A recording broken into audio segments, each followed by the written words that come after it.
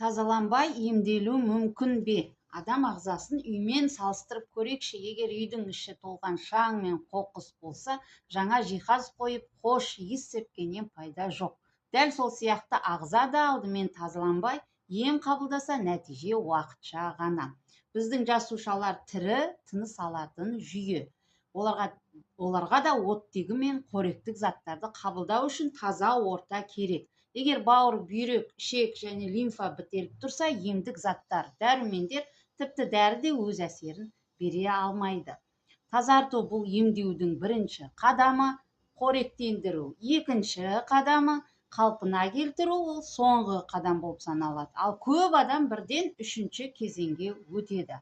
Сондықтан да айлап ем қабылдап жылдар бойы нәтиже көрмейді. Сондықтан өз денеңді тыңда, тазалан, сосын емдел. Бұл табиғаттың заңы, өйткені таза ағза тез қалпына келетін ағза. Бір сөзбен айтқанда, алдымен ағзаны тазарт, сосын ғажайыпты көр. Келесі видеода ағзаны қалай қауіпсіз тазалау жолын айтам. Өткізіп алма.